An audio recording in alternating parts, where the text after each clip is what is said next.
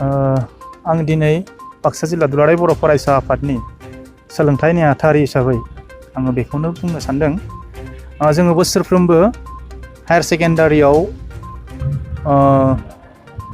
First division मोननाय फरायसाफोरनि गेजेराव जायफोर फरायसाफोरा आर्ट्स साइन्स आरो कमार्सआव टप 10 जायगा लानो हायो नैबे फरायसाफोरखौ जों बरायनाय जायो। आरो बे थांखियैनो दिनै नैबे लोक्षि बाजार नब्लाङाव जोङो आर्ट्स साइन्स आरो कमार्स आयदायाव टप 10 मोननाय फरायसाफोरखौ जोङो बरायदो। बरायनायनि थांखिया बेनो, जोङो जायफोर फरायसाफोरखौ जोङो दिनै बरायबाय जाहाथे इनिख्रुइ साबसिन मोजां रिजाल्ट खालामनो हायो फैबाय थानाय समाव। आरो बेजों लोगोसे जायफोर फरायसाफोरा दिनै नैबे हाबाफारियाव बाहागो लादों दा बैसोर फरायसाफोरा जाहाथे थुलुंगानाय मोनो आरो उननि समाव मोजां रिजाल्ट खालामनो हायो, दा बेखौ थांखि लानानै जोङो नैबे बरायनाय हाबाफारिखौ लानाय जादों।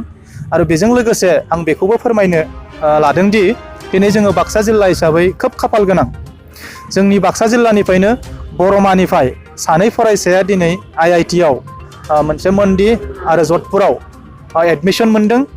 आरो नैबे जायफोर फरायसाफोरा एडमिसनखौ मोनदों IIT आव, दा बिथां फरायसा सानैखौबो जोङो दिनैहाय बरायनाय जादों। आरो बेजों लोगोसे जों खोनानो मोनबावदों सासेबाव फरायसा IIT आव एडमिसन मोनबावनो हागौ जुदि फैबाय थानाय 14 जुलाइआव मोनसे काउन्सिलिं दङ, बिथाङा बरबरिनिफ्राय मौसुमि नार्जारि, दा बिथां फरायसायाबो IIT आव दिनै ट्राइ खालामगासिनो दङ। आरो जों आसाबादि बा आसा खालामदों निस्सय बिनानावाबो दिनै मोजां रिजाल्ट खालामनानै दिनै IIT आव एडमिसन मोनगोन आरो बेनो जोंनि बर' हारिनि मोनसे समाव जाहाथे सुबुं धोन हिसाबै जागोन। आरो दिनै दुलाराय बर' फरायसा आफादा जि मोनसे थांखि लानानै जों खामानि मावबाय थादों जोंनि फरायसाफोरनि रिजाल्टआ जाहाथे मोजां जायो, आरो बेनि थाखाय जोङो साफ्रोमबो मेट्रिक केन्डिडेटफोरखौ जोङो न'आव थांनानै जोङो लोगो हमहैदो, जोङो फोरोंगिरिफोरजों जोङो सावरायदो, दिनै बिगोमा बिथांमोनजों जोङो सावरायदो, स्कुलफोराव जोङो काउन्सिलिं प्रग्रामफोरखौ जों लानाय जादों, मटिभेसन प्रग्रामखौ लानाय जादों। दा बेवहाय जोंहा दिनै बर' हारिनि माखासे थांखि आरो सिमांफोरा दङ, जाहाथे इयुन समाव नैबे फरायसाफोरा जाहाथे बर' हारिनि थाखाय साफा साफा हाथरखि बायदि थांनानै खामानि मावहैयो, बेखिनिखौ जोङो दिनै दुलाराय बर' फरायसा आफादनिफ्राय जोङो आसा खालामनाय जादों। थांनाय बोसोरनि एसे सानजाद आरो देग्लाय बोसोरनि एसे सानजाद बेसेबां एबारनिया गोजोनथाव दंबा गोजोनथाव नङा, मा फोरमायगोन? डिफारेन्सआ ओरैबायदि, थांनायाव एसे खम जादोंमोन खिन्थु देग्लाय एसे बारायदों टप 10नि लिस्टआव। आरो मेट्रिक आनजादावबो बे बाराव बारायदो। जोङो दुखु मोननाय बेनि थाखायनो फोरमायदों, मेट्रिक आनजादाव जोङो स्टेन्ड खालामनो हायाखिसै इसेनि थाखाय।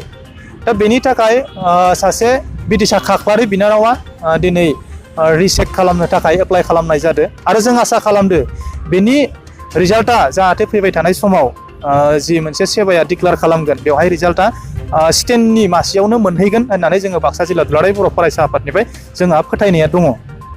बेसेबांसो एसे सानजादाव क्वालिफाइ जानो हायो देग्लाय बोसोराव बाक्सा हिसाबै? बाक्सा हिसाबै देग्लाय बे बोसोराव फार्स्ट डिभिजन हिसाबै आर्ट्सआव 226 जना फार्स्ट डिभिजनाव पास जानो हादों। आरो साइन्सआव 152 फरायसाया पास खालामनो हादों। दुखु गोनां बाथ्राया जाहैबाय कमार्सआव दिनैसिमबो 10 जननि बारा दिनै सेथि बिजोङाव सेथि थाखोआव दिनै उथ्रिसारनो हायाखै। टप 10आव जोङो कमार्सआव 10 जनखौनोल' मोनखादों, 10 जनखौनोल' मोनखानाय जादों। जों बुंबाय देग्लाय बोसोरनि एसएस आनजादाव सेथि थाखोआव उथ्रिसारनो हानाय फरायसा फरायसुलिफोरखौ एबसुवादि बाक्सा जिल्ला एबसुवादि बरायदों। दिनै नोंथाङा बरायजानानै माबायदि मोनो? गोजोननाय मोनदों। बेसेबां पार्सेन्ट लानानै उथ्रिसारनानै देग्लाय बोसोरनि एसएस? आं 75 जौखोन्दो लानानै। माबे स्ट्रिमनिफ्राय? कमार्सनिफ्राय। कमार्सनिफ्राय। दिनै जोंनि बर' खौरांनि गेजेरजों मा फोरमायगोन? जाहाथे फैनो गोनां HS बा SSLC आनजाद होनो गोनां स्टुडेन्टफोरा मोजाङै आनजादखौ लिरो, बेखिनियानो। 70 पार्सेन्ट लानो हानायाव नों बेसेबां गोब्राब बेसेसो नाजानानै उथ्रिसारनो हानाय? गोब्राब नाजानो गोनां जादों, मानोना आंना SSLC आव बड' मिडियामनिफ्रायमोन, ओमफ्राय HS आव आंहा इंलिस मिडियाम जाहैदों नालाय एसे खस्थ' जाहैदों इंलिसखौ बुजिनायाव। थेवब्लाबो फोरोंगिरिफोरनि नाजानायजों लोगोसे आंनि नाजानायाव आं बेखिनि पार्सेन्टखौ मोननो हादों। बेसेबांसो घन्टा फरायदोंमोन दा?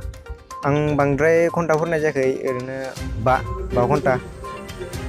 नोंथाङा दा कमार्स आयदानिफ्राय बा बाक्सा डिस्ट्रिक्टनि गेजेरावनो नोंथाङा बर'फोरनि गेजेराव बांसिन नाम्बार मोननानै दा उथ्रिसारनो हादों बे बेलायाव नोंथाङा सोरखौ नोंथाङा नोंथांनि बे पास जानायाव सोरखौ साबायखर होनो सानो बा सोरखौ नोंथांखौ सोर थुलुंगा होदोंमोन?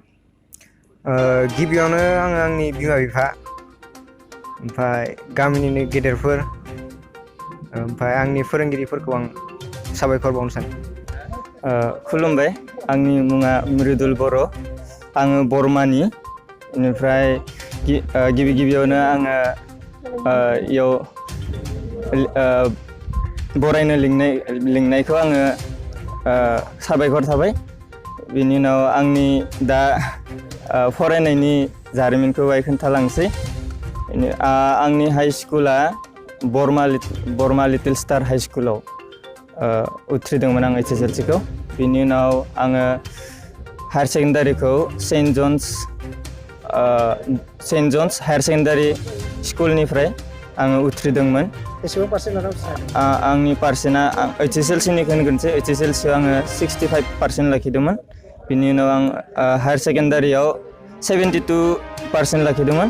बिनि उनाव आङो डिग्रिखौ बरमा कलेजावनो एडमिसन लादोंमोन। आङो बेयाव केमिस्ट्रि अनार्सआव एडमिसन लादोंमोन आङो। बिनि उनाव आङो बेयाव 67%आव लानानै उथ्रिनो हादों।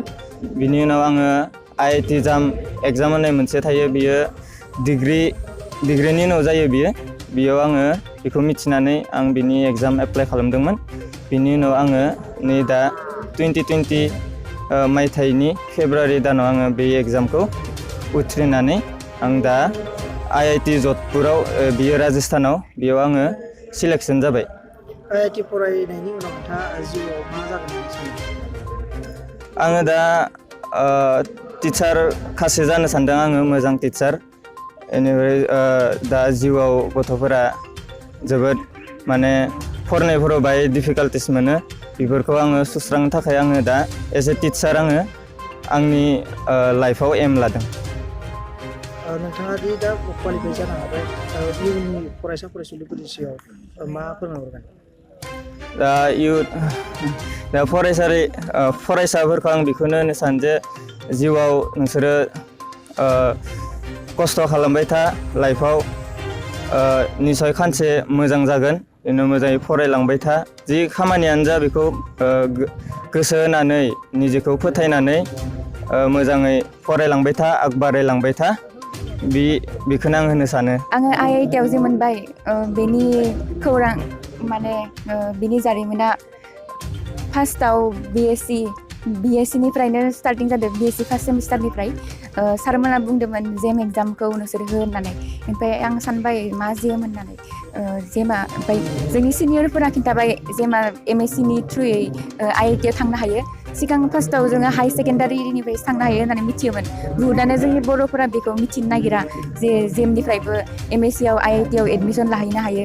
दा जोङो बेखौ जेमनि थ्रुयै जि MSc-आवबो IIT फरायनो हायो, बेखौ जोङो सबनिबो बर'फोरनि गेजेराव बेखौनो बुंनो सानोदि नोंसोरो जेम एग्जामनि थाखाय बाहायमान सान, आरो हाई सेकेन्डारिल' नङा, जुदि नोङो IIT-आव फरायनो गोसोबा जेम एग्जाम होनानैबो नोङो IIT-आव एडमिसन लाहैनो हायो MSc-नि थाखाय।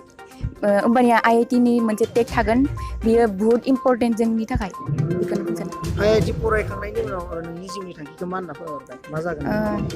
IIT-नि उनाव आङो दा सानदों PhD खालामगोन। PhD खालामनानै डक्टरेटआ आंनि थाखाय बुहुत इम्परटेन्ट दा, आं सानो। डक्टरेटनि उनाव टिचिं लाइनावबो थांनो हानाय, नङाबा बा रिसार्च साइन्टिस्ट लाइनावबो थांनो हानाय, बिसोर मोननै लाइनाव दं। नोंथांनि फुल एड्रेसखौ जोंनि खौरांगिरिखौ फोरमायहरगोन। आंनि एड्रेसा बरमा कालजाराव, डिस्ट्रिक्टआ बाक्सा, बेखौनो बुंदों।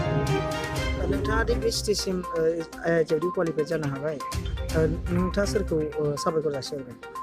आङो IIT-आव थांनायनि फार्स्ट क्रेडिटआनो जाबाय आं नाजानायनि थाखाय, फार्स्टआवनो आं। ओमफ्राय सेकेन्डआव आं बुङो जोंनि मादारा बुहुत जोंखौ नायोमोन फरायनाय टाइमाव, एख' खामानि थिनामोन बेलेगफोरबायदि। फरायनो बुहुत जोङो स्कप मोन्दों, आरो थार्डआव आङो जोंनि टिचारफोरखौ होनो सानो टिचारफोरासो जेम माने मा बेखौ जोंनो फोरोंदों आरो जेमनि थाखाय मा मा फरायनांगौ बिनि गाइडखौ बुहुत होदों